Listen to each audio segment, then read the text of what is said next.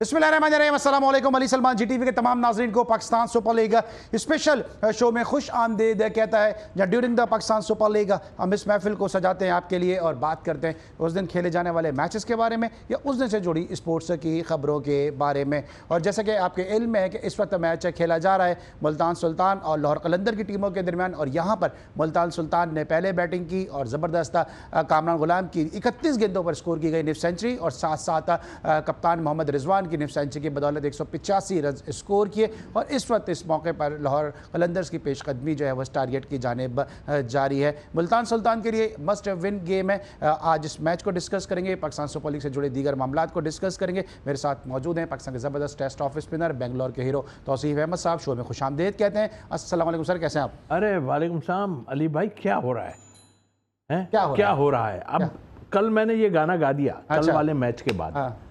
कहीं था मैं, तो वो जब सीधा सीधा जीत रहे हैं सारा, फिर मैंने कहा, फिर जब वो अमिताभ वाला जो है सॉन्ग याद आया, क्या ये क्या हो रहा है भैया, कि ये क्या हो रहा है। चलिए आज आपसे पूछते हैं जनाब, ये क्या हो रहा है। और पाकिस्तान की सुपर लीग में सिर्फ कुछ नहीं हो रहा बल्कि पाकिस्तान क्रिकेट में भी बहुत कुछ हो रहा है, क्योंकि आज पाकिस्तान की डोमेस्टिक क्रिकेट को रिवाइव करने के लिए एक कमेटी का भी अनाउंस कर दिया गया है। और उस मौजू पे गुफ्तगू करने के लिए, पाकिस्तान क्रिकेट से जुड़े दीगर मामलात पे गुफ्तगू करने के लिए, पाकिस्तान सुपर लीग के में ये क्या हो रहा है पे बात करने के लिए मेरे साथ मौजूद हैं जनाब हमारे बहुत ही करीबी, हमारे बहुत ही अच्छे दोस्त और season sports journalist Asghar Azeem साहब। शो में खुशामदीद कहते हैं। अस्सलाम वालेकुम असगर भाई, कैसे हैं? वालेकुम अस्सलाम अली भाई। आपको भी लग रहा है ये क्या हो रहा है? ये क्या हो रहा है? ये क्या हो रहा है? पूरा पाकिस्तान सिर्फ एक शहर देख रहा है। ये क्या हो रहा है? वो फिर जो हमारे वो कहते हैं ना, कुछ तो गड़बड़ है, कुछ तो गड़बड़ है। आपने कोई नई डिश लगाई है या केबल नया लगवाया है? जी नहीं अली सलमान, पता लगाओ कुछ तो है, क्या गड़बड़ है। मैं तौसीफ भाई से पूछना चाह रहा हूँ कि आपने डिश नहीं लगवाई है, केबल नया लगवाया है, टाइम बहुत है आजकल आपके पास? बहुत टाइम है, यकीन जानो बहुत टाइम है। और मेरी कमर गई आजकल, घर पे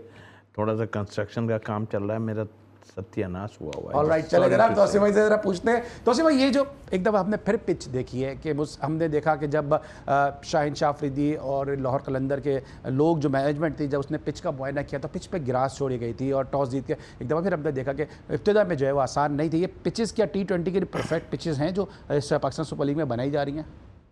यार 3-4 मैचों में तो मुझे कहीं भी नहीं लगा, और कराची में ख़ास तौर पे 2 मैचेस जो हुए उसमें तो बिल्कुल मुझे, आई एम सॉरी टू से, मुझे कहीं से भी नहीं लगा। और क्या इनकी थिंकिंग थी, क्या इनका माइंड था कि ये इस कोने से उस कोने पे चले गए। और वैसे भी आपको देखना चाहिए कि यार ये मैचेस जो होते हैं, ये या तो आप शक व शुबात आप पैदा कर देते हो हैं, कहीं आपसे रन्स बन रहे हैं, कहीं आपसे रन्स नहीं बन रहे हैं, क्या आप सिंगल्स भी नहीं निकाल सकते? मुझे तो हैरत होना शुरू हो गई है, मैं थोड़ा सा डिस्टर्ब हो गया हूँ इस मामले में कि यार ये हमारा ब्रांड को तुम बेड़ा गर्क करके रख दिया तुमने, हमारे ब्रांड का। यार 130, 135, 140 तुमसे चेज ही नहीं हो रहा यार, हाउ कैन, क्या मतलब वहाँ पे बहुत क्या हो रहा है वहाँ पे।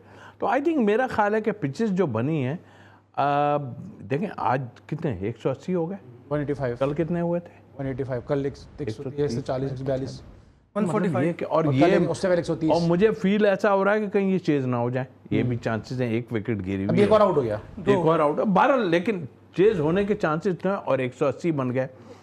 तो सीधी सीधी बात ये कि इस दफ़ा थोड़ा सा मुझे शुरू में तो लगा, लेकिन बाद में कुछ मैचों में इस तरह का मैंने वो बदलाव देखा, आई एम सॉरी टू से, मुझे कहने पे मजबूर हो गया है कि ये क्या हो रहा है भैया, ये क्या हो रहा है। सही है। आपको क्या लगता है ये जिस तरह अब कल कोयटा के मैच की तरफ आपका इशारा है, कोयटा कराची के मैच की तरफ, एक इससे पहले कि मैं इस मैच में हूँ, चल जिक्र निकल आया है, तो कल जो हुआ पैथेटिक क्रिकेट खेली कराची किंग ने या कोयटा बहुत अच्छा खेलेगा? देखिए दोनों तरफ से बॉलर्स बहुत अच्छा खेल गए, विकेटर्स का किरदार उतना नज़र नहीं आया। और दूसरी बात, जो विकेट पे इल्ज़ाम ठहराया जा रहा था, तो वो आज का मैच देख लें, वही ग्राउंड है, वही विकटें हैं, वही मिट्टी लगी है, वहाँ ऑस्ट्रेलिया की मिट्टी नहीं है। और बीटर भी देख लें कि वो परफॉर्म कर गए।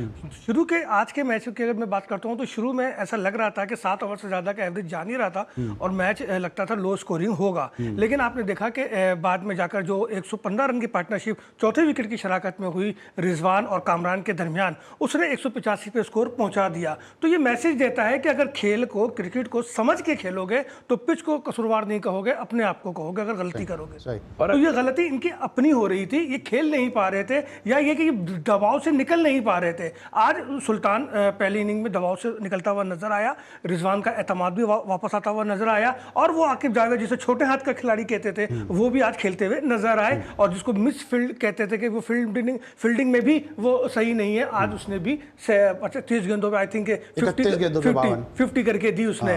तो मैं अली भाई बात यह है कि क्रिकेट को उसके कायदे में जाकर अगर खेलेंगे आप और उसके मेरिट के मुताबिक खेलेंगे तो आप हमेशा कामयाब रहेंगे। लेकिन अगर आप अपनी नाकामी पे चोर दरवाजे ढूंढेंगे तो फिर आप ही की बदनामी होगी, क्रिकेट का कुछ नहीं बिगड़ेगा। अच्छा, मुल्तान सुल्तान की स्ट्रेटेजी आपको क्या नजर आ रही है? आज हमने देखा कामरान गुलाम को ऊपर भेजा, उन्होंने परफॉर्म कर दिया।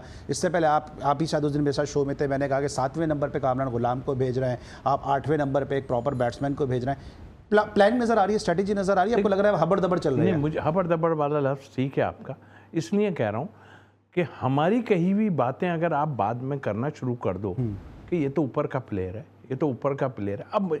अब कल देखिए, कल पे मुझे फोकस इसलिए मैं कर रहा हूँ। आप मुझे एक बात बताइए, कौन सी ऐसी ये बताएं मुझे कि कल इन्होंने और भी कई अच्छी बातें की हैं, मैंने एक जगह देखा। मतलब क्या था उस पिच में कि आप सिंगल्स नहीं है, 4 फील्डर अंदर थे, इतने बड़े बड़े गैप, आप सिंगल। मुझे हैरत हो रही है वो जिनको हम कह के खिलवाया उस बच्चे को, जो कराची वाला है, अबरार नहीं वो उमर बिन यूसुफ, मतलब अब आप ये कहेंगे वो तो ओपन है, जाहिर है वो भाई टाइम था, सिंगल्स निकाल के मैच जिता के निकाल दो भाई, तुम्हारा पता तो चले। हम चीख पुकार कर रहे हैं यार इसको नहीं खिला रहा है, उसको भाई ये क्या हो रहा था, क्या हुआ है, फंस गए बिल्कुल। क्या किसने कहा तुम्हें कि इस तरह खेलो, तुम्हें सिंगल नहीं निकल रहा है? नहीं है। मुझे हैरत है कि तुम्हें सिंगल तुम लोगों के नहीं निकल रहा है। फिर मुझे शान पे आई डोंट नो क्या, मतलब इतना फंसना यार, ऐसे क्या हो रहा था? ऐसी कौन सी, एक कैच छूटा ना आपका, ऐसे कौन सी गोलियां चल रही थी? लेफ्ट राइट का कॉम्बिनेशन तो बॉलर को डिस्टर्ब कर देता है, आप सिंगल बचा ही नहीं सकते। मेरी गेंद पे अगर 3 से 4 सिंगल कोई ले जाए, फिर मैं कोई नई चीज़ करने की कोशिश करूंगा, मुझे चौका मार देगा। ये है ये चीज़, मतलब आई मीन के ये ना पूरा जो है सोशल मीडिया पे आप देखें कि क्या बातें हो रही हैं, और हमारी आई जो है वो तो नज़र आ रही थी। मैं तो वो जो मैंने तो आपको क्या लगता है ऐसा कि शान मसूद पे पाकिस्तान क्रिकेट बोर्ड इतना इन्वेस्ट कर रहा है? अंडर 19 के ज़माने से मैं उनको देख रहा हूँ, पाकिस्तान अंडर 19 को उन्होंने रिप्रेजेंट किया, HBL से खेले, फिर QBL से खेले, फिर पाकिस्तान सुपर लीग में भी उनको जो है वो चांस मिला। आपको लगता है कि वो लर्न करने को तैयार नहीं हो रहे हैं? क्या मेरे से निकलता नहीं है ये लफ्ज़? आप निकाल भी लिया, फिर भी आप जावेद भाई के साथ ज़्यादा खेले। मैंने एक बात मैं आपको बताऊं, ये क्रेडिट हम लोगों पे जाता है कि हमने इंग्लिश तो ख़त्म करा दी, सब उर्दू भी ख़त्म हो रही है, सब उर्दू में, हाँ उर्दू भी ख़त्म हो गई कमेंट्री में। लेकिन हमने शाहीन को भी देखा कि उसमें उर्दू में लोगों ने हथियार फेंक दिए। भाई जो आप नहीं कर सकते उसको क्यों करते हो यार? लोगों को कितनी कंट्री दुनिया में देख रहे हैं आपको, और आप खैर बाहर वो जो आप बात कर रहे हैं ना मुझसे, देखें खामखई के लिए ये चीज़ों को, मेरा ख्याल है कि आप पड़ोसी मुल्क में देख लें या और किसी जगह, जो जहाँ है ना हिसाब से आप बैटिंग ऑर्डर चेंज कर दें, वो ठीक है। क्या सऊद शकील ओपनर है? क्या असद शफीक ओपनर था? कोयटा ने तो उसे ओपनर बनाने की कोशिश की, याद है आपको? शादाब ऊपर आने के काबिल हैं, शादाब बैट्समैन से मतलब जिस जगह पे आदमी मतलब दिमाग ना काम करे वो आप काम करोगे तो फिर ठीक है। और फिर इसका एंड ये है कि पाकिस्तान सुपर लीग क्या पर्सनल सुपर लीग हो गई है? बज़ाहिर मुझे लग रहा है, देखें ना ऑल फॉल तो बातें शुरू कर दी हैं ना लोगों ने। अब मुझे एक चीज़ बताइए, क्या ऑफिशियल जो है वो पिच पे जा सकते हैं? जा सकते हैं? नहीं, मैच से पहले गए ना, मैच में दौरान तो नहीं भी गए, तो पिच के ऊपर जा सकते हैं, जाके देखा है? नहीं तो भाई अली भाई ऑफिशियल क्यों नहीं जा सकता? नहीं, मैच से पहले देखें हमारे यहाँ तो वक्त ज़वाल कौवा भी हलाल है। जब वर्ल्ड कप में Inzamamul Haq as a chief selector toss से पहले विकेट का जाकर मुआयना कर सकते हैं, दुनिया में कहीं कोई ऐसी मिसाल नहीं है। मिसाल नहीं है, इससे बड़ी मिसाल दूं? तो अब मुझे बताएं, जब इंजमाम को कोई नहीं रोक सका तो यहाँ तो सिर्फ जाने थे बच्चे। ये तो नहीं, ये तो चल आपने ये कह दिया, इससे भी एक बड़ी मिसाल है कि एक साहब यहाँ बैठ के बोलते थे टीम ये खिलाओ, वो कप्तान टीम नहीं खिलाता तो कप्तानी चली जाती है उसकी। तो इससे भी बड़ी मिसाल है ना ये तो है। अच्छा, तो वापस जरा आते हैं, जो इन्होंने बात की है कि आपको लगता है कामरान गुलाम को 7 पे खिलाते, कुछ पैनिक नजर आ रहा है वो मुल्तान सुल्तान के कैंप में, जिस तरह से उनके हालात चल रहे हैं? देखिए बात यह है कि मुल्तान ने आज अच्छा फैसला किया कामरान को थोड़ा सा ऊपर लाके, और लगता है कि टीम मैनेजमेंट ने अपनी ही गलतियों से कुछ सीखने की कोशिश की है। वरना कामरान को 7वें नंबर पे खिलाने की कोई जवाब नहीं, उसको ड्रॉप कर दें, उसको आराम कराएं, वो ज़्यादा बेहतर है। एक बैट्समैन जो कम से कम 5 से 6 गेंदें तो लेगा अपने आप को सेट करने में, बॉल को अपने आई पे फिक्स करने के लिए। अब उसको अगर वो 7वें नंबर पे आप भेजेंगे तो वो जाते ही वहाँ सिवाय हरा उड़ी करने के और कुछ नहीं करेगा। तो मेरा ख्याल है मुल्तान ने थोड़ी सी इस्लाह की है। लेकिन कल के जो अली भाई बात कर रहे हैं ना तौसीफ भाई, तो कल कराची किंग के शिकस्त के जिम्मेदार जो है वो कोयटा नहीं है, कराची किंग खुद है। कराची किंग खुद अपनी शिकस्त का जिम्मेदार असगर रहीम साहब ने खुलासा कर दिया इस तमाम तर गुफ्तगू का। आज डोमेस्टिक क्रिकेट के रिवाइवल के लिए कमेटी भी अनाउंस की गई है, उसको भी डिस्कस करेंगे एक ब्रेक के बाद।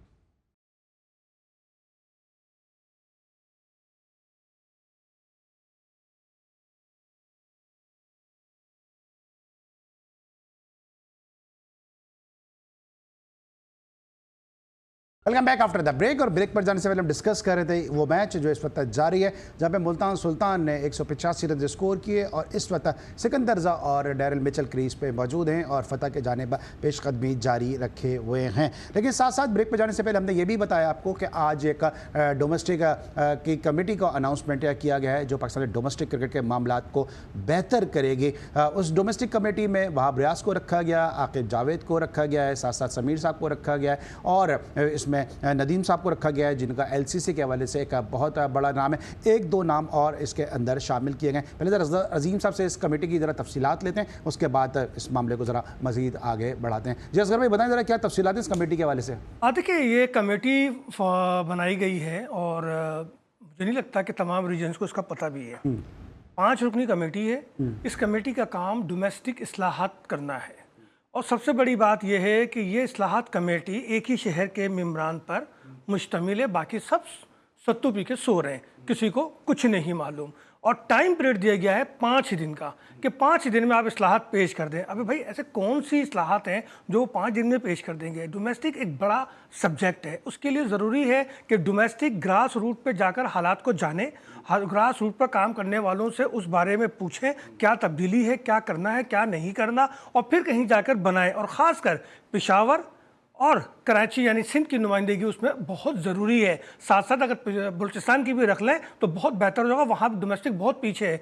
तो लेकिन ये बात मेरी समझ में नहीं आई कि उसमें सिर्फ एक ही शहर के लोगों को रख कर क्या पीसीबी टीएडीए बचा रहा है, उनके कर क्या रहा है वो? ऐसी कौन सी कमेटी क्या क्या करेगी क्या ये कमेटी, मुझे बताएं। और फिर उसमें वहाब रियाज भाई वो कहाँ जाएगा, क्या क्या करेगा? मुझे उसमें सिर्फ ख्वाजा साहब के कोई बंदा नहीं लगता कि जी, चूंकि आकिब जावेद तो पहले भी डोमेस्टिक में रहे, डायरेक्टर डोमेस्टिक बनने जा रहे थे वो भी कुछ नहीं कर सके हैं। अब बिलाल अफजल को रखा है तो वो बिलाल साहब तो एडवाइजर है चेयरमैन साहब के, वो क्या करेंगे? तो कहने का मकसद ये है अली भाई कि ये पूरा पाकिस्तान किस खौफ में मुब्तला है, कहाँ लेके जा रहा है अपनी क्रिकेट को, वो क्यों नहीं आवाज उठा रहा कि ये जो आपने डोमेस्टिक कमेटी बना दी है तो इसमें हम कहाँ हैं? कोई ऐसा हर वो बड़ा शहर जहां पर डोमेस्टिक क्रिकेट होती है और जहां के लड़के पाकिस्तान टीम की नुमाइंदगी कर रहे हैं या कर रहे थे या थोड़ा सा कम भी हो गए, तो उनकी नुमाइंदगी करके फिर एक कमेटी बनाकर एक टाइम फ्रेम दें कि इस टाइम फ्रेम में हमें ये इस्लाहात करने हैं। आपको याद है लास्ट जो इस्लाहात हुई थी उसमें वो शराइत लगा दी गई थी कि पूरे पाकिस्तान में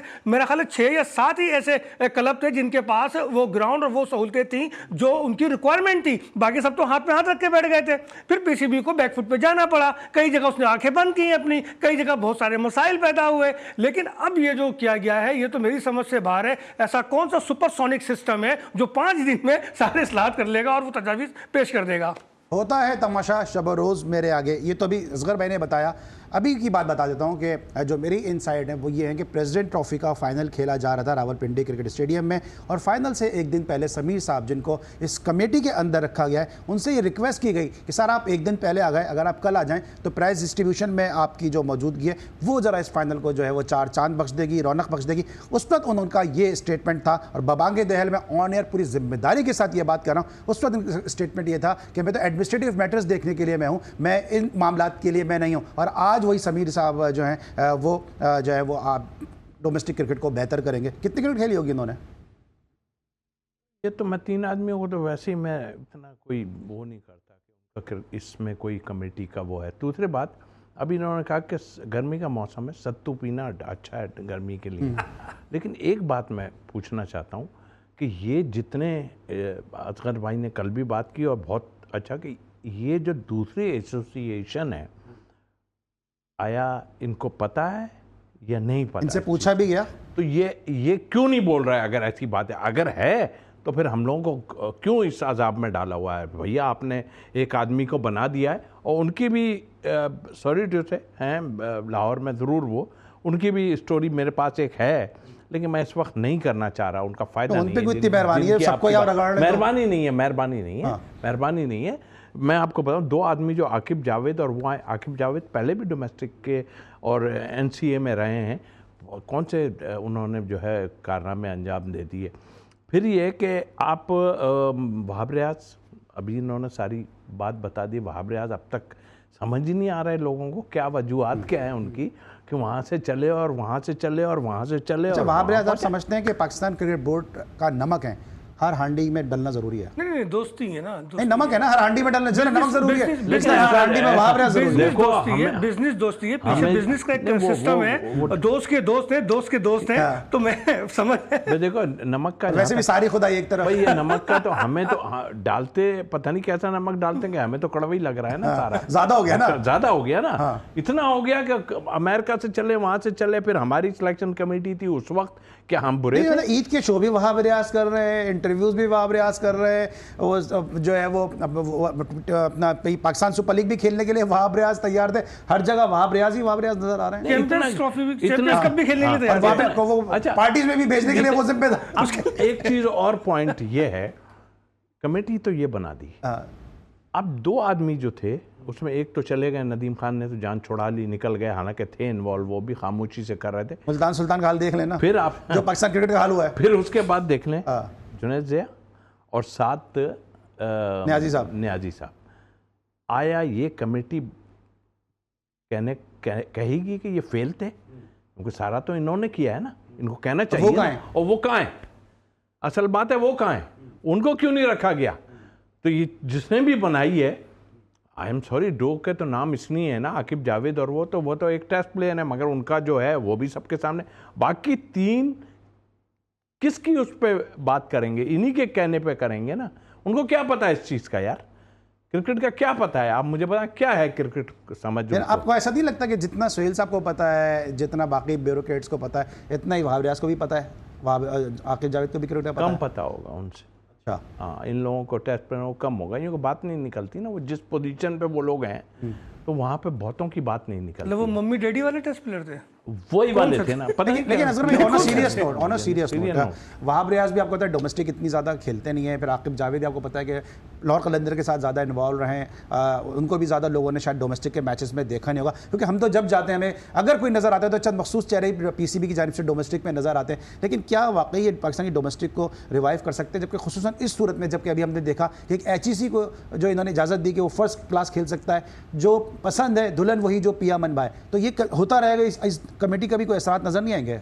देखिए, ये कमेटी तो मैं समझता हूँ वैसे ही बेकार बनाई है ना। इस कमेटी में तो ऐसे कोई माहिरीन है ही नहीं। मैंने कहा ना कि ख्वाजा साहब पे हम आंखें बंद कर सकते हैं कि चलो उनको कुछ डोमेस्टिक में काम करने का एक तजर्बा है। लाहौर से अगर ले रहे अजहर जैदी साहब हैं, वो उनसे बड़े, हाँ, वो उनसे बड़े, उनको बिल्कुल लेना चाहिए, उनकी रिस्पेक्ट कौन नहीं करता। तो अजहर जैदी साहब को लेना चाहिए, कराची से लेना चाहिए। अगर आपको यहाँ कोई चेहरा पसंद नहीं है तो अपने पसंद का कोई डोमेस्टिक का बड़ा चेहरा ले लो भाई, कम अज़ कम कराची की डोमेस्टिक की जो मामलात हैं वो तो बेहतर क्लियर होंगे। इसी तरीके से पेशावर आप देखें, पिछले दिहाइयों में 3-4 सालों 5 सालों में पेशावर डोमेस्टिक का एक बड़ा शहर बन के सामने आया, तो आप वहां से नुमाइंदगी नहीं ले रहे, और फिर बलूचिस्तान वाले शिकवा करते रहते हैं कि हमें कोई नहीं पूछता। तो मेरे कहने का मकसद ये है कि डोमेस्टिक के कानून को तब्दील तो होना है, इस कानून में बहुत सारी तरमीम तो करनी है, लेकिन उन तरमीम के साथ साथ अगर आप ग्रास रूट पे काम करने वालों को अपने साथ नहीं रखेंगे तो आपकी डोमेस्टिक और तबाह होगी, क्योंकि वही लोग बेहतर जानते हैं जो पूरे साल ग्राउंड में मेहनत करते हुए भागते हुए नजर आते हैं। एक चीज मैं और ऐड भी कर दूंगा, और आपको शायद सेकंड में करें कि इस कमेटी में 1-2 जर्नलिस्ट जरूर लाहौर से और कराची से ऐसे होने चाहिए जो डोमेस्टिक में ग्राउंड पे जाते हैं। खालिद खान थे मरूम, मुसलसल जाते थे यार। एक तो देखें डिपार्टमेंट के जो लोग पहले बुलाए गए थे ना, फर्स्ट अपीयरेंस जो हुई थी उसमें काफ़ी ऐसे लोग थे, उसमें कई मैं नाम आपको बताऊं, ठीक है वो रहे ज़रूर हैं, लेकिन उनको एक्सपीरियंस तो है ना डोमेस्टिक का, चाहे वो हारून रशीद का नाम लूँ, इकबाल कासिम का नाम लूँ, रकीब का नाम लूँ, मतलब ये डिपार्टमेंट हमारे साथ ये जहीर भाई बैठते हैं, मतलब ये जो मतलब जुड़े हैं ना डोमेस्टिक से ये लोग, तो मतलब आई मीन आपने बुला के खाली कोरम पूरा करने की कोशिश की, इनसे ज्यादा तजर्बा है किसी को डोमेस्टिक के उसमें? आप इनपुट लो ना, आप उन लोगों को बता रहे, आप किसी को पता है अब ये ग्रेड 2 जो हो रही थी, हो रही है, इसमें कितने पैसे ले लेके लोगों प्लेयरों को खिलाया जा रहा है, ये पता है ना क्या? बिल्कुल, ये तो शुरू से हो सर रहा मुझे है। ब्रेक आ रहा है, क्विकली मुझे वाइंड अप कर देना। देखिए ये तो शुरू से हो रहा है, इसमें तो कोई दो राय नहीं है ना। कराची का एक बड़ा नाम जिसको मैंने एक्सपोज किया था, वो मेरे ऑफिस में आके मुझसे सॉरी करके गया था, उसकी सारी चीजें मेरे सामने लेकर आया था, इवन कि किस प्लेयर से कितने प्लेयर ले रहा है, वो सारे इंटरव्यू, सारे चेहरे लाया, कौन स्टेटमेंट लेकर आया, मैं हर चीज दिखाया लोगों को। ये कराची में ही है या पाकिस्तान में अब से नहीं हो रहा। पाकिस्तान, हमारा लड़का कायद-ए-आज़म ट्रॉफी खेलने के लिए या तो इतनी अच्छी परफॉर्मेंस दे कि कोई उस पर उंगली ना उठा सके, उसको नजरअंदाज ना कर सके, या फिर इतनी रकम दे कि वो सामने वाला खामोश हो जाए। मैं तो अक्सर ये बात कहता हूँ कि पहले यूनिवर्सिटी और कॉलेजेस में सेल्फ फाइनेंसिंग पे दाखिले होते थे, अब तो पाकिस्तान सुपर लीग में भी सेल्फ फाइनेंसिंग पे सीटें, डगआउट में सीट मिल जाती है। मिलते हैं छोटे से ब्रेक के बाद।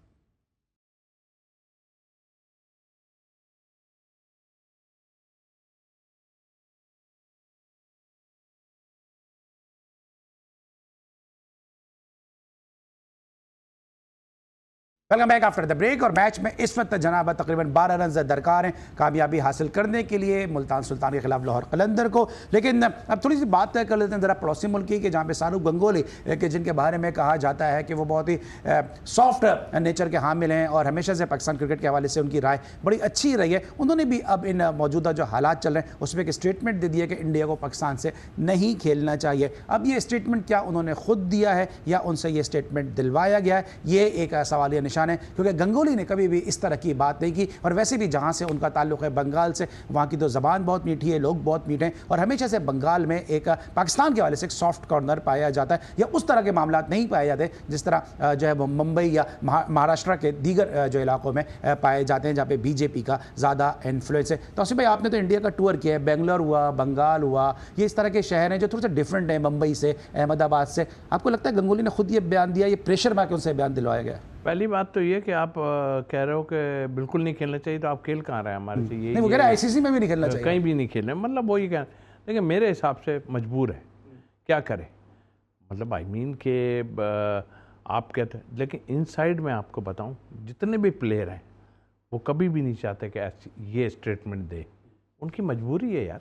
वो कभी भी, हमने तो देखा है उस टाइम में, जब उस टाइम में कोई हालात बहुत ज़्यादा अच्छे नहीं थे, हालात ख़राब ही थे, चाहे वो हम ये देख लें कि पब्लिक हमारे फेवर में उस वक्त भी नहीं होती थी। तो हम कह सकते हैं कि गंगोली की मजबूरी मोदी, बिल्कुल मजबूरी है उसकी, बहुत बड़ी मजबूरी है। और अभी तो एक दो और आएंगे आपके पास स्टेटमेंट, ऐसे प्लेयरों के दिलवाए जाएंगे उनसे। तो यार ये क्रिकेट पे क्यों आ रहे हो यार, तुम जो किया है तुमने वो भुगतोगे भैया, ये तो हम तुम्हें बता दें कि हमें क्रिकेट में तो आपने किया, लेकिन दूसरी जगहों पे हमें हल्का मत लेना, कहीं पे भी हल्का मत लेना किसी को। वैसे मेरा टॉपिक तो नहीं है, लेकिन अब आपने बात कर ली तो मैं कह दूं कि पानी बंद किया उन्होंने, तो पीना तो आपने गौ माता है, तो पानी बंद करने का फायदा क्या है? देखिए अली भाई, अब मैं एक बात कहता हूँ कि आप जितने भी बड़े प्लेयर हैं, आप पे जितना भी ज़्यादा दबाव है, आपका किसी पे कोई दबाव हो, लेकिन आप अगर अच्छा नहीं कर सकते तो बुरा भी ना करें। प्लेयर का काम दोस्ती को, मोहब्बत को परवान चढ़ाना है, उसको सपोर्ट करना है। अगर बहुत ज़्यादा दबाव आ रहा है तो आप खामोश तो रह सकते हैं, आप कुछ ना बोलें, लेकिन इंडियन प्लेयर्स का और इंडियन जर्नलिस्ट का ये अलमिया है कि वक्त के हुकूमत को खुश करने के लिए वो कुछ भी बोलना शुरू कर देते हैं। आप कह रहे हैं गंगोली पे दबाव होगा, मैं समझता हूँ उसने सिर्फ अपनी गवर्नमेंट को खुश करने के लिए और अपने डोमेस्टिक मफादात के तहफ़्फ़ुज़ के लिए उसने बयान दिया। लेकिन अज़हर भाई यहाँ पर मैं दोनों स्पोर्ट्स जर्नलिज्म से वाबस्ता है, स्पोर्ट्स फ्रेटर्निटी, जर्नलिज्म की फ्रेटर्निटी से वाबस्ता है। अभी विक्रांत गुप्ता के साथ जितना अच्छा जेस्चर का मुजाहरा किया, अब एक दफ़ा फिर उन्होंने पेतरा बदला, उन्होंने कहा कि व्यूज़ के लिए जो है वो मुझे लेके फिरते रहे। तो फिर इनसे सवाल करना चाहिए ना कि जो इनको लेके फिरते हैं शकरकंदियाँ खिलाते रहे। देखिए मैंने कल भी ये बात कही थी विक्रांत गुप्ता के हवाले से कि वक्त ज़वाल है, कौवा भी हलाल है। वो जहाँ जाते हैं अपना मफाद देखते हैं, अपने आप को सेव करते हैं। जब वो पाकिस्तान में थे उन्होंने सिर्फ अपना मफाद देखा, अपने आप को सेव किया, अपने मतलब के लिए वो चैनलों पे भी गए, चैनलों पे उन्होंने बातें भी की, पाकिस्तान की तारीफ भी की, अफसोस भी किया कि इंडिया ने एक बड़ा इवेंट पाकिस्तान में मिस कर दिया, और अब वो बिल्कुल यू टर्न ले चुके हैं। तो ये सब उनके डोमेस्टिक मफादात हैं, और मैं यही कहता हूँ कि सहाफ़ी का, खासकर स्पोर्ट्स जर्नलिस्ट का ये काम नहीं नहीं है कि वो सियासत पर बात करे। उसका तो काम सियासत को स्पोर्ट्स के जरिए दिफा करना है और सियासत को पीछे करना है, ताकि हम मोहब्बत और एक जबान होकर, चूंकि खेल ही तो वो मैदान है जहां सब एक है, खेल ही तो वो मैदान है जिसका कोई मजहब नहीं है। लेकिन आप लोग वो काम करते हैं, जलती पर तेल का काम करते हैं, आग को भड़काते हैं, आग को ठंडा नहीं करते। तो ये इंडिया के जर्नलिस्ट का और साबिक क्रिकेटर्स का अलमिया है, कोई एक नहीं, यहां तो लाइन लगी हुई है। आप किस किस को मना करेंगे? तो इंडिया को तो मैं सिर्फ यही कहता हूं, मैंने उस वक्त भी मिसाल दी थी कि क्रिकेट डिप्लोमेसी में हम से तुम जीत नहीं सकते।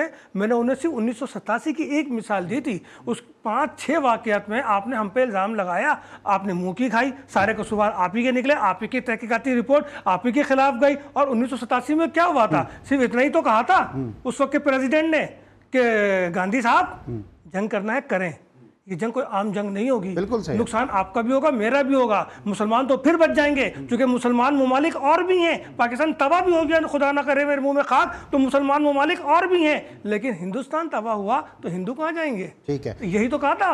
ठीक है। और दूसरी तरफ बात यह है कि अगर जिस तरह अभी बात भी कर रहे हैं कि पाकिस्तान ने हमेशा से अमनाश्ती का जो है मजहब दिया, का मुझे ये समझ में नहीं आती, मैं बात नहीं करना चाहता इस मौजू पे, लेकिन बतौर पाकिस्तानी और मुहब्बे वतन पाकिस्तानी मेरा हक भी और मेरा फ़र्ज़ भी है कि आप उनसे क्यों नहीं पूछते कि जो जिनके टेरिटरी में जाके मामलात होते हैं कि उनकी क्या कमजोरियां हैं, उनमें क्या फ्लॉज हैं। आप हमेशा पाकिस्तान पे इल्ज़ाम रख देते हैं, उनसे तो पूछें, क्योंकि जब तक अंदर से सपोर्ट नहीं होगी जब तक इस तरह को हो ही नहीं सकता। क्योंकि आप जिस तरह पाकिस्तान पे इल्ज़ाम लगाते हैं, आप अपनी फोर्सेस से नहीं पूछते कि आपकी क्या कमजोरी है, क्रिकेट खेलना आप बंद कर देते हैं।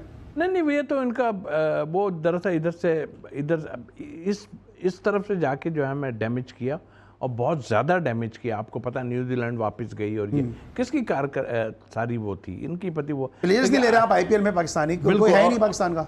अल्हम्दुलिल्लाह हमने जिस तरह अपने आप को सेव किया, वरना क्रिकेट अली किसी मुल्क में ना हो रही हो, अपने घर में लोगों के सामने, वो क्या क्रिकेट होगी यार। हमारा उन्होंने उठा के दुबई बना दिया, फिर भी हम खेलते और तो इसमें आप इस बात को सेकंड करेंगे कि अगर हमारे यहाँ क्रिकेट हो नहीं रही और फिर हमारे पास कोई अली बाकर जैसा बंदा भी नहीं है जो क्रिकेट को जिंदा रखे, हमारे तो अपने ही कम नहीं है, आकिब जावेद जैसे लोग हैं, वहाब रियाज जैसे लोग हैं जो खुद ही अपने क्रिकेट को तबाह कर रहे हैं, उसके बावजूद भी हमारी क्रिकेट जिंदा है। उसके बावजूद हमने 10 साल सर्वाइव किया है, 10 साल अपनी क्रिकेट को बचाया, सेव किया, अपने स्टार्स को बचाया और स्टार बनाए। उस दौरान हमारे बेशुमार क्रिकेटर हैं जिन्होंने होम क्रिकेट नहीं खेली और वो रिटायर हो गए, लेकिन अल्लाह का शुक्र है कि हम हर मुश्किल से निकल कर आए, हमने अपनी क्रिकेट को सबसे आगे रखा।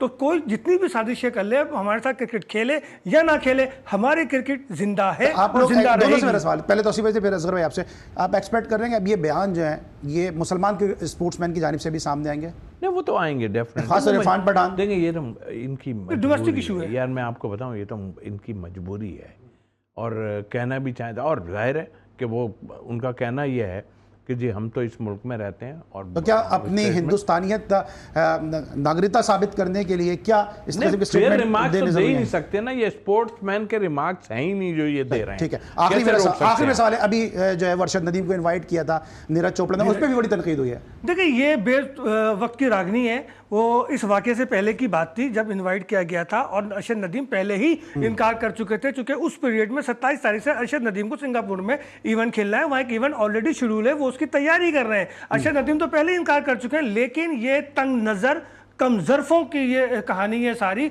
जो वो धीरज को इस पर टारगेट कर रहे हैं। Thank you so much Tauseef भाई, thank you so much Asghar Azeem साहब। हम बात कर रहे हैं इंडियन जर्नलिस्टों के वाले से, वहाँ के कुछ प्लेयर्स के वाले से, लेकिन फिर हम इस प्लेटफॉर्म से कहेंगे कि सारे इंडियन प्लेयर्स, सारे इंडियन जर्नलिस्ट ऐसे नहीं हैं, कुछ ऐसे भी हैं जो दोस्ती की, प्यार की, अमन की, मोहब्बत की, आशिकी की बात करते हैं और वो हमारे दिल के बहुत करीब हैं और हमारी आँखों का जो है वो नूर है, हमारे आँखों का जो है सुरमा है, जो प्यार मोहब्बत की बात करते हैं। आज के लिए बस इतना ही। कल तौसीफ भाई के साथ आरिफ वहीद साहब हमें ज्वाइन करेंगे। कल तक के लिए अली सलमान को पूरी प्रोडक्शन टीम के साथ इजाज़त दीजिए। अपना बहुत ख्याल रखिए। अल्लाह हाफ़िज़।